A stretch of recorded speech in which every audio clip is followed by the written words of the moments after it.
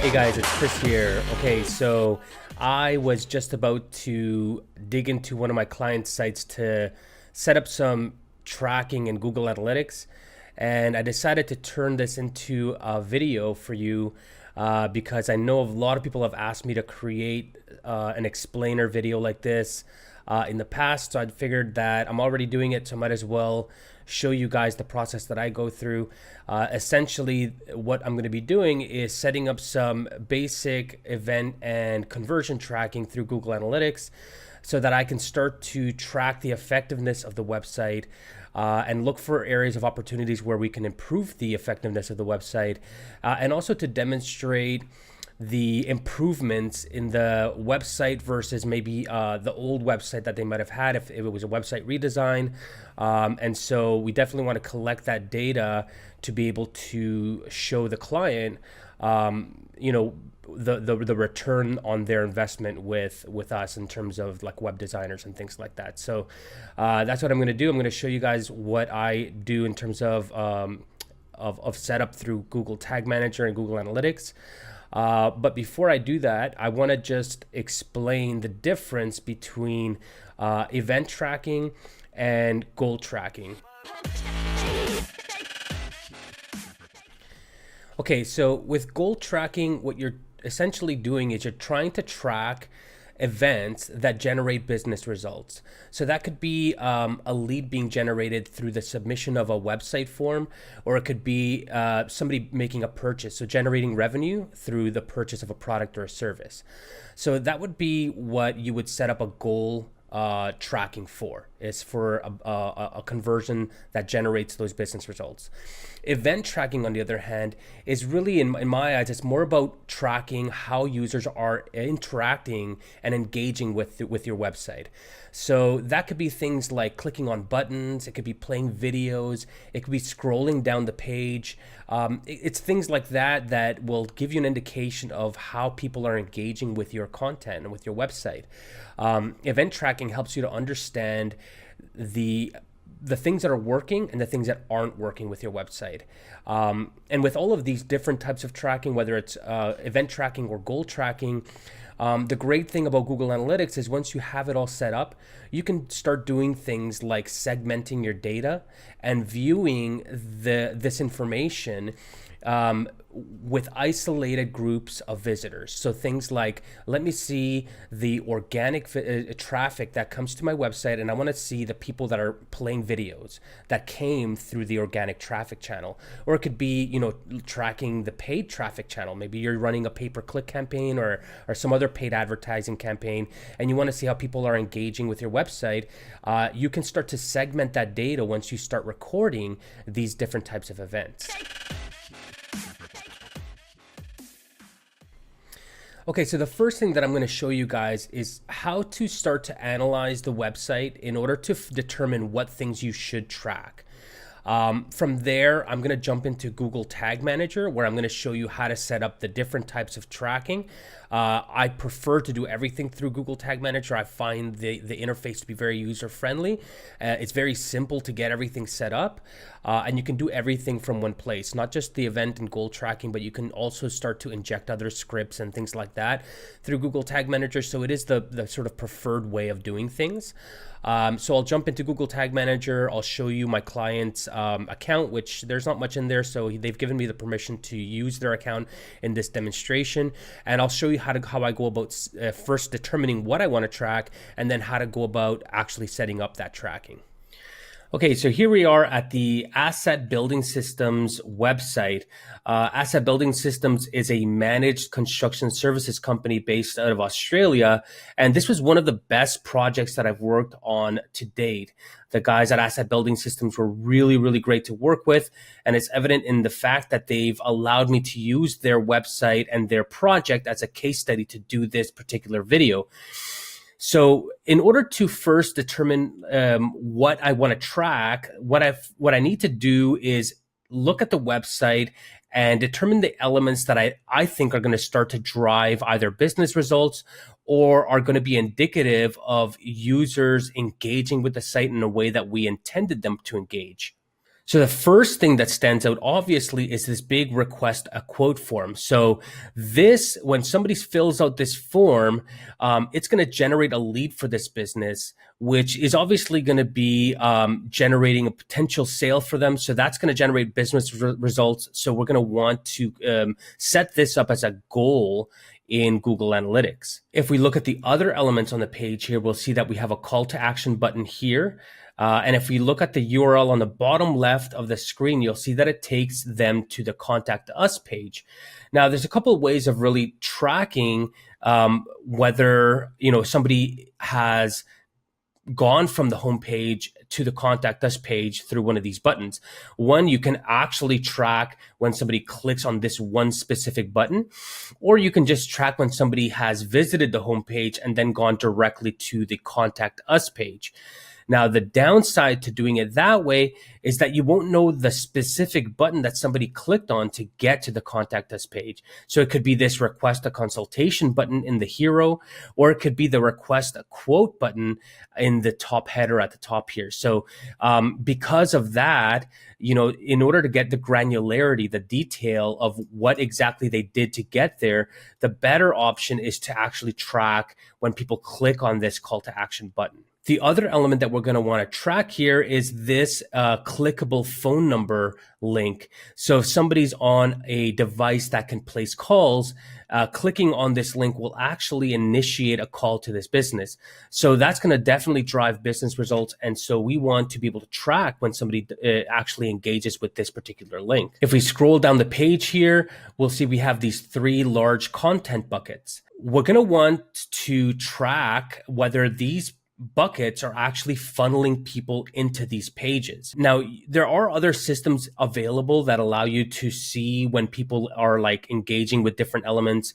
You have tools like Hotjar or Crazy Egg that will actually record a visitor session and show you how they move their cursor, when they scroll down. Maybe they scroll down past these buckets, then scrolled back up and then clicked on these buckets.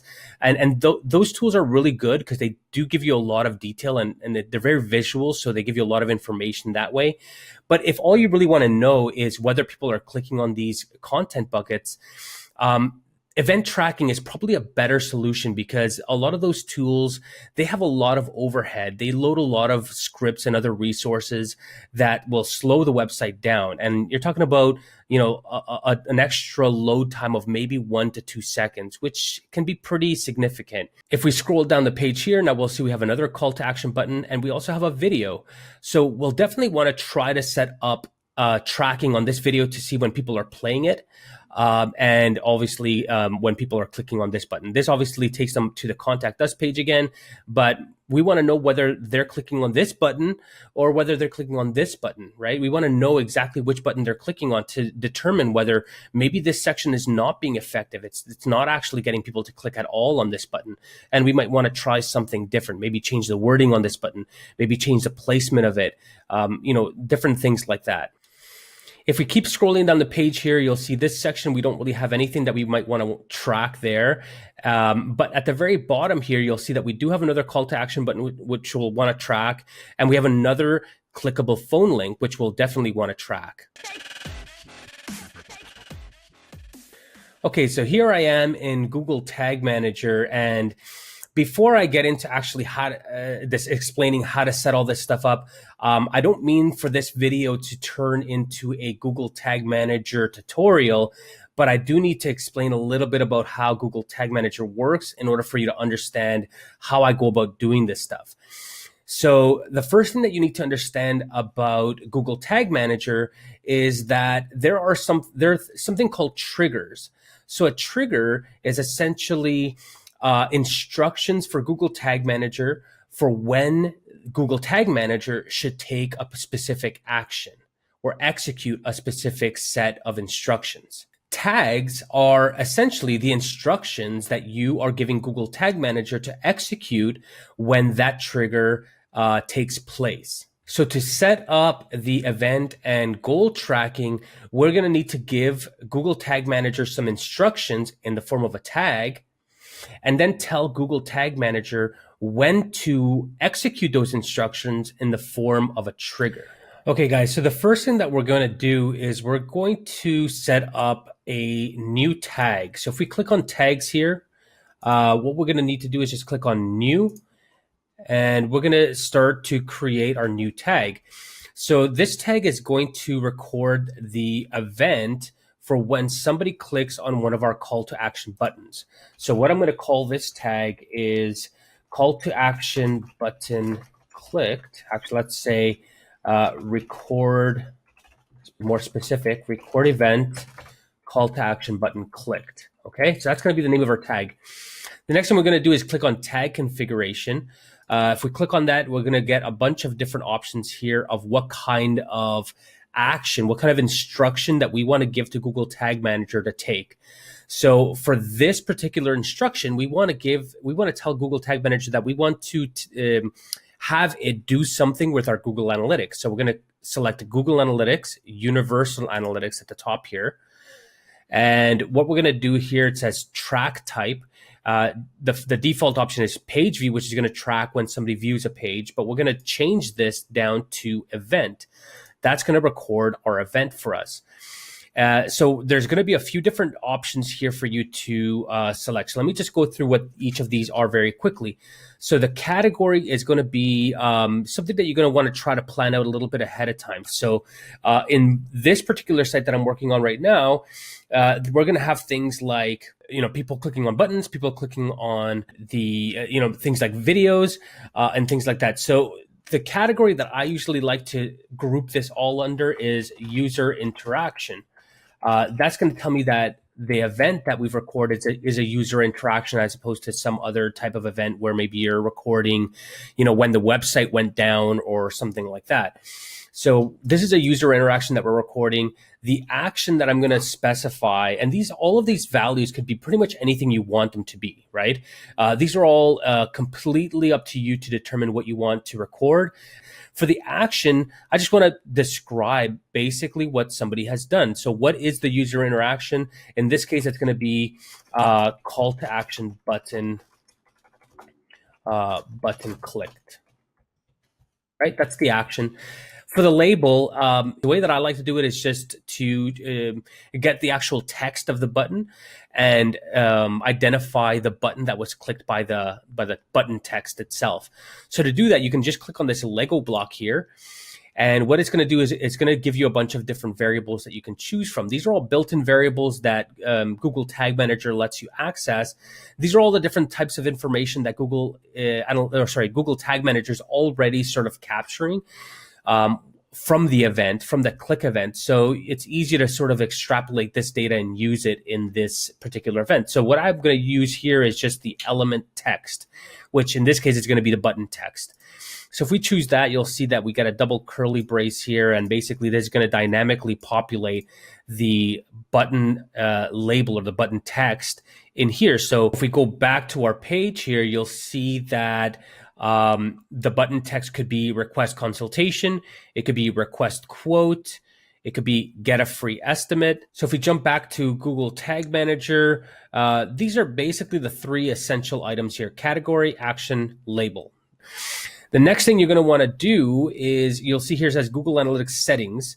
Select a settings variable. You're going to need to create a new variable here. And this variable is going to be the Google Analytics tracking ID for your Google Analytics account.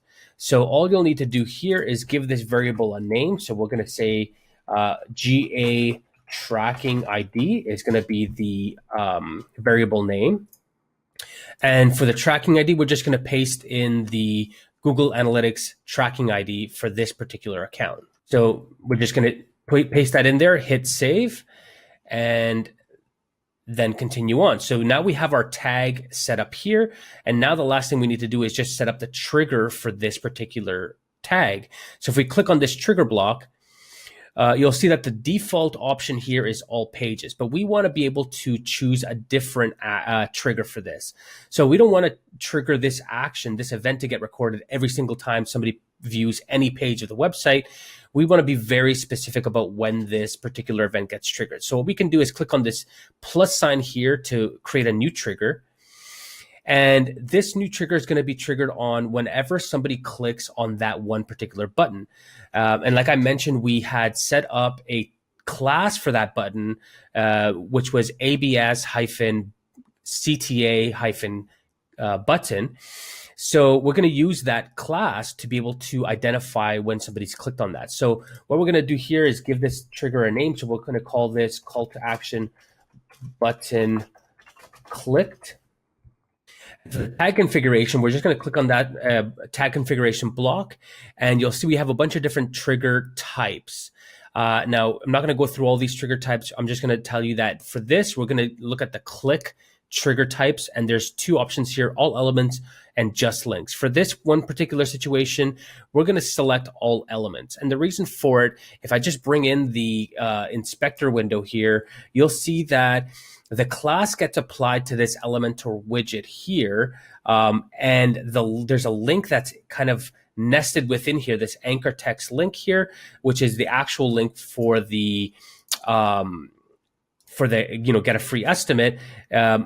This it's going to be nested in here, so we don't know whether when somebody clicks on it, it's actually going to trigger this link or if it's going to trigger this button. So to be safe, what we're going to do is we're just going to choose all elements, and you'll see that this says this trigger fires on all clicks or some clicks. So obviously we don't want it to fire on all clicks. We want to only fire it when somebody clicks on that one specific element. So we're going to say this element matches a CSS selector, and the CSS selector that we're going to specify is ABS hyphen CTA hyphen button.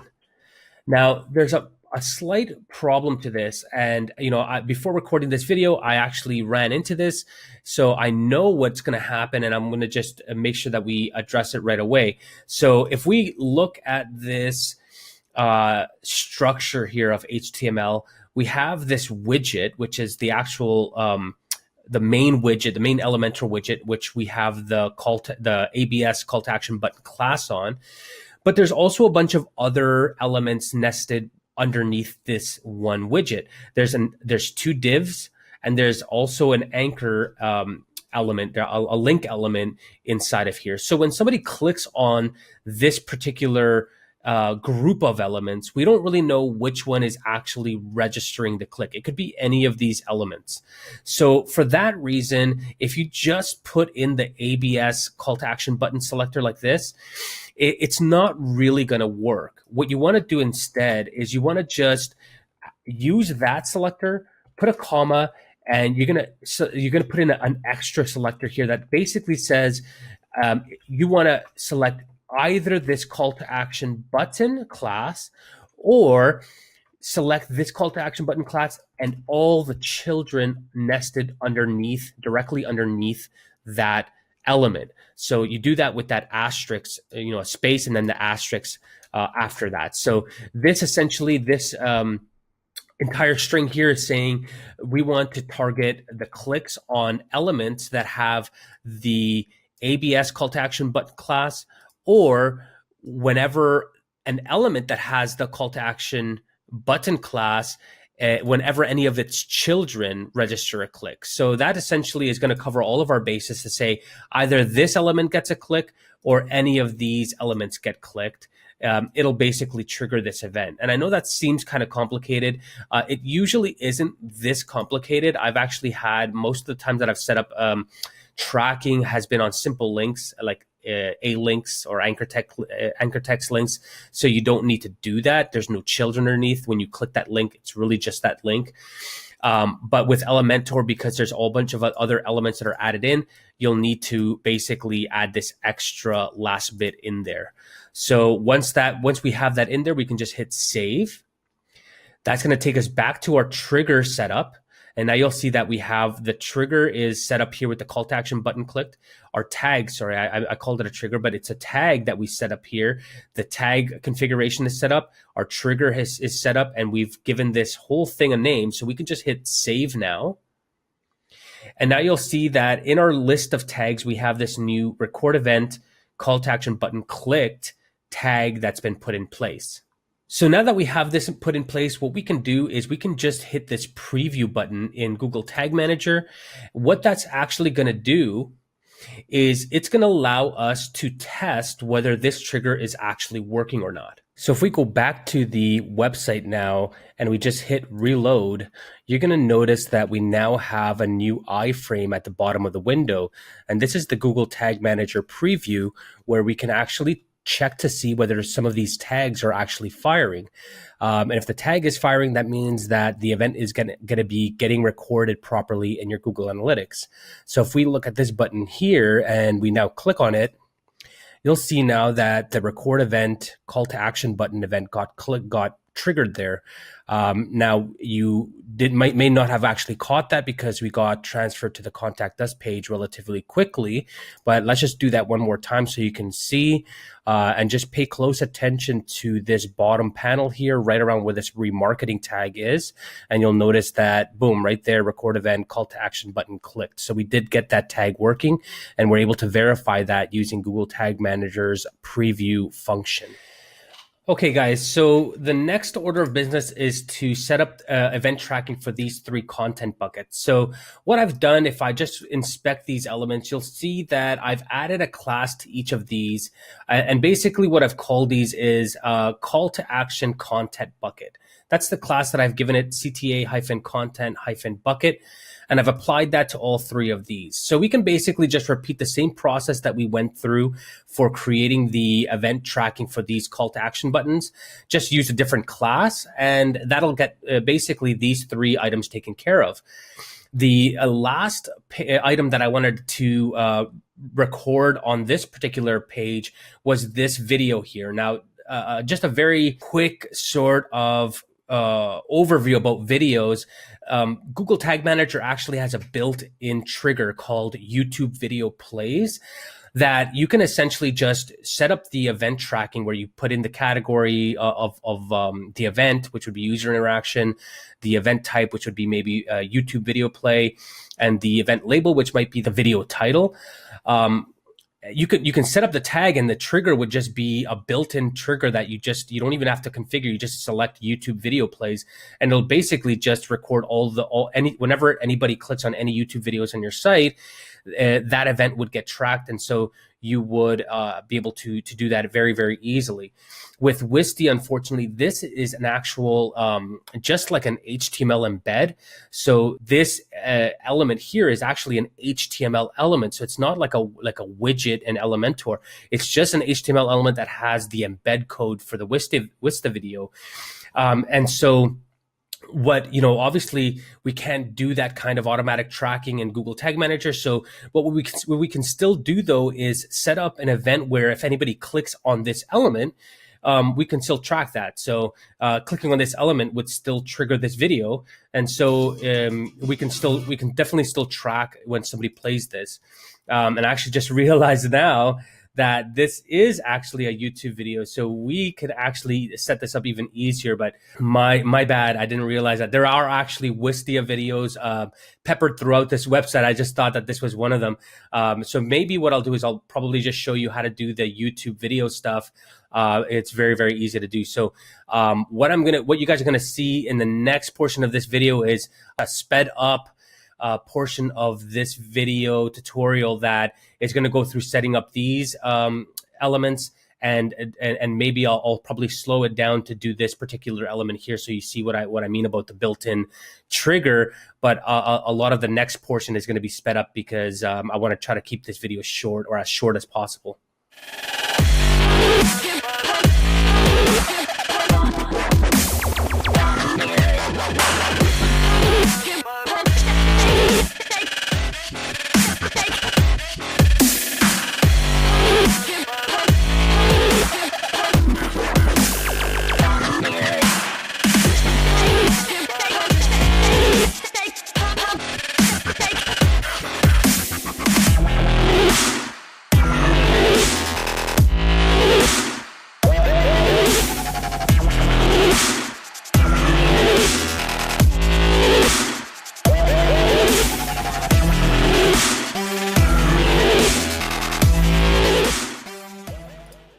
Okay, there you go, guys. So you see that we've been able to record that event here.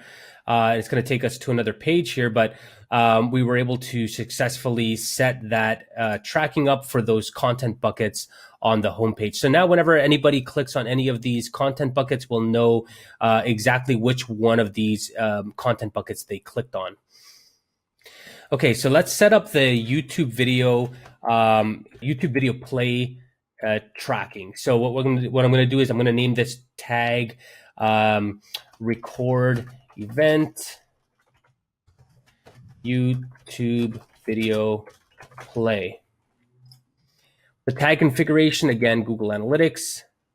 We're going to say event, category, user interaction, action, YouTube video play. And for the label, we can actually use this built-in element here, or actually if we click on that, what we actually have to do is click on this built-in variable, and we can actually enable a new built-in variable. So at the very bottom here, you'll see that we have a video title. If we just click on that, we'll be able to actually pull in that video title whenever the YouTube video was played. So just like that, we've set up the event information. And now in terms of the trigger, if we click on this triggering block, we can click on this plus sign here, and we can just click on this trigger configuration block. And you'll see here that we have, for under user engagement, we have a YouTube video. So we can just click on that. And we have a few different things that we can select in terms of like when it starts, when it completes, and things like that. For the purpose of this video, I'm just going to leave the default options here, and I'm just going to name this trigger YouTube video played. Save. And now you'll see that we have the trigger set up, we have the tag configuration set up, and we can just hit save. And oops, I forgot something here. We just need the Google Analytics tracking ID in there. We can just hit save, and that should do the trick. So let's go into preview mode and just make sure that that's actually working. Okay, so here we are on the video. If we just click on this here, now, okay, so that actually didn't trigger our YouTube video play here for some reason. And I don't really know why. It could be that this video is being lazy loaded, or I'm not really sure. It's not a huge deal. I think what I'm going to just do is go back into Google Tag Manager. I've already added a class to this because I thought it was a Wista video. So what I'm going to just do is leverage that class. I'm just going to set it up the same way that I did with these other ones. So let's speed this video up. I'm going to apply the tracking using the class instead. Just know that the YouTube videos usually work the way that I've just explained it. But for one reason or another, it's not working on this video. So I'm just gonna not really worry about it too much. There's actually not very many YouTube videos on this site. So I am just gonna use the class and move on with my day. So I'm gonna speed this up and I'm gonna show you that process here.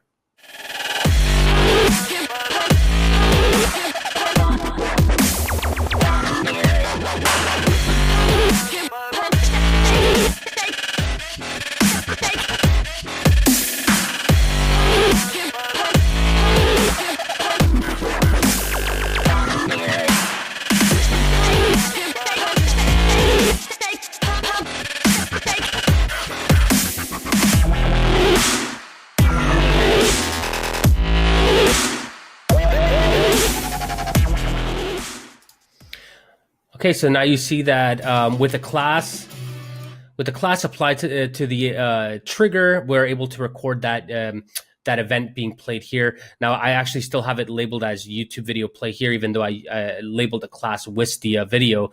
But you guys get the point. I'll go back after this video and change the class out for this and make it obviously more relevant. And I'll leave the Wistia video class for actual Wistia videos. But you basically get the idea, and in terms of how to set up all these different elements. Using classes is a really good way of doing it because it gets you, it allows you to select very specific elements to be recording these events for. So in the next portion of this video, I'm going to show you how to set up the goal tracking for the different forms. And at that point, we'll be done this video tutorial. So one thing I want to point out before I get to that point is just that I made a mistake, or I misspoke at the beginning of this video when I said that I did everything in Google Analytics. Google Tag Manager. Actually, this portion of the tracking is actually going to be done through Google Analytics itself. So in the next portion of this video, we're going to jump into Google Analytics, where I'm going to show you how to go about setting the goal tracking for forms like this homepage form or the Contact Us form. So I'll see you guys in the next portion of this video, where we'll be in Google Analytics setting up the remainder of this tracking. Okay, guys, so here I am in the Google Analytics account for Asset Building Systems. What I'm going to do first, before I jump into showing you how to set up the goal tracking, is I want to go into the actual site real quickly here and show you how I've prepped the site to be able to set up the goal tracking easily. So this form and the Contact Us form are both set up with a redirect to a thank you page once they've been submitted, but they've both been set up with a unique URL redirect to the thank you page so that I can identify where somebody has come from. So if I go into the homepage here and I just edit this form here, you'll see under the redirect here, we have the redirect set up as going to the thank you page.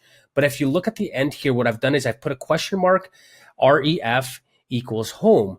So what this is basically referred to as a query string, which basically has, it sets up a variable. So the variable is ref, which it basically just stands for reference or referral, however you want to, really identify it. But it basically sets the page from which somebody has been referred to that thank you page from. So when somebody goes to this thank you page, this last portion doesn't change at all where they go. They're still going to the thank you page, but it's going to identify that person as having come from the home page. So we'll be able to tell that they've submitted this form through this URL. If we go to the Contact Us page and we edit this form and we check the actions after submit, if we go into the redirect, you'll see again, thank you, but the reference or the referral is from the contact page or contact. So we'll be able to use these two URLs to uniquely identify where somebody converted from, whether it was from the Contact Us page or the home page. So let's jump back into Google Analytics, and I'm going to show you where you go about setting up this goal tracking. I'm just going to move myself over to this corner here because we're going to need to go into this admin section. So if we go into admin, you'll see that we have this goals section up here. So what we're going to want to do here is set up a goal through this section. Okay, guys, so this is the goals section of your Google Analytics. And unfortunately, I just realized that I don't have sufficient access to this account to be able to set up a new goal, or else you would have a button up here that says, new goal, and you'd be able to start setting one up. So I'm going to stop this video right now and get appropriate access to this account. And I'm going to start re-recording this video once I have access so that I can show you the remaining process of setting up these goals. So you may see me with different clothes, you may see me with different lighting, and it's because I've had to sort of stop and start again, but I'll continue this in the next portion of this. So stay tuned. I'll jump right back.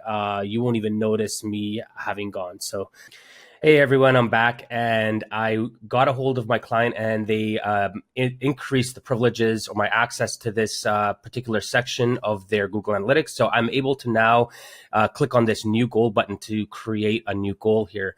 So I've actually, just before starting this, restarting this video, I actually created another a simple goal here for the homepage form submission. So I'm actually just going to jump into that real quickly and explain how to set up the goal, and then I'm going to go through creating the Contact Us page form submission goal. So I'm just going to click on this goal here. And for the goal setup, basically there's a bunch of different options in here. But for this, we're just going to select custom. The goal description, we're just going to give it a meaningful name, because this is what's going to show up in our Google Analytics. So we're going to want to know, exactly what this goal was related to. And you'll see that there's different types of goal configurations here. For this particular goal, what we're doing is we're setting it as a destination, meaning that the visitor has to hit a destination page in order for us to confirm that this goal has been completed. So that in this case, it's going to be a thank you page, right? That's what we set up already. So hit continue, and then in the goal details here, let's just break this down really quickly here. So generally what you would have is just the funnel would be set off, and you would have this destination set to the page like thank you. And if you had it set to thank you like this, basically what that's going to do is it's going to say that whenever somebody reaches the thank you page, you've essentially you're saying that a goal has been completed. The problem with this, though, is that somebody, if somebody submitted a form recently, let's say, for example, somebody submitted a form yesterday, if they were to go on to their address bar and type in, the website's domain name, Google may pre-populate that thank you page just because that was the last page that they visited on your site, and the visitor and the user may not really know that, and then just hit enter by accident. If they hit that thank you page again, it's going to register as another goal, another conversion on your analytics, and that's not good. So we definitely don't want to have that. Now, if we had like the referral equals home, which basically says that that person arrived to the thank you page from the home page, that definitely will help as well. But it doesn't really eliminate the whole situation about the URL. People may bookmark it by accident, or all sorts of stuff could happen. And that's not really concrete or foolproof. So we want to circumvent any bad data by enabling this funnel option. So if we click this on, what this does essentially is it establishes a rule that says that the visitor first has to visit a very specific page, and then immediately after they have to end at this destination URL. So what I've done here is I've set the name for the page to homepage. The URL for that is just going to be, the / because the domain name is implied in all of these URLs. And so that would just be the root domain.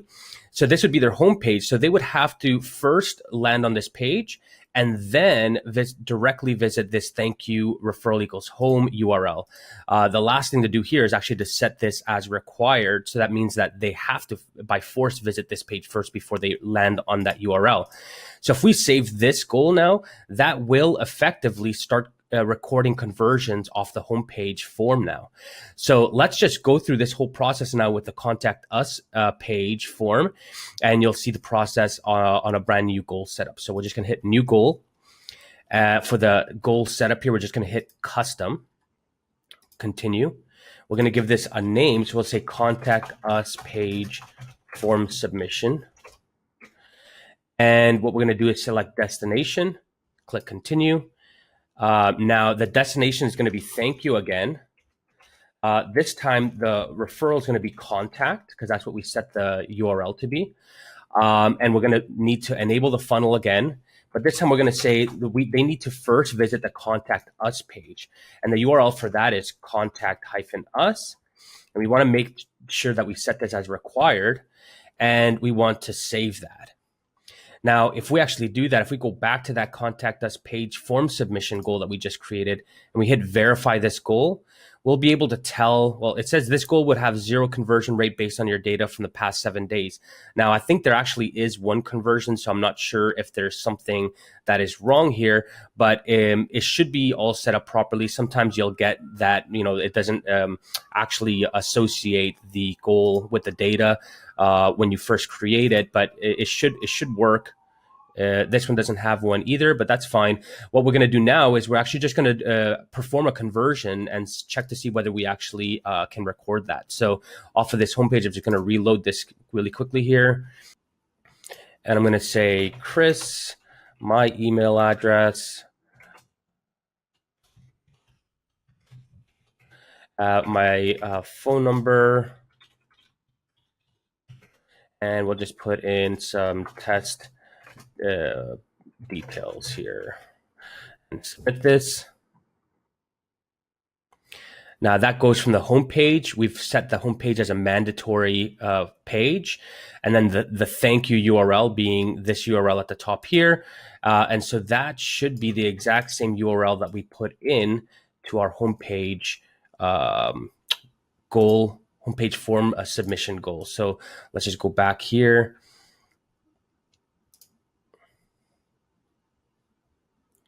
Make sure that that was actually what we put in here. So thank you. Actually, so that this should have been set like that. I think that might have been a problem there. There you go. So now we have data that says this goal is being recorded properly. So that's all there is to it for setting up the goal conversions. We can do the same thing with this contact us page form submission, add in the extra / to be safe. And that should start recording those conversions for us. There you go. So that was the problem there. We're just missing a / there. And now we've set up goal tracking for both the homepage form and the contact us page form.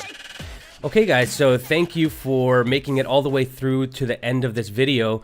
Just remember that when you guys first go to implement this event and goal tracking, before you go into your analytics and Google Tag Manager, make sure you take some time to analyze the website to determine what things you actually want to track.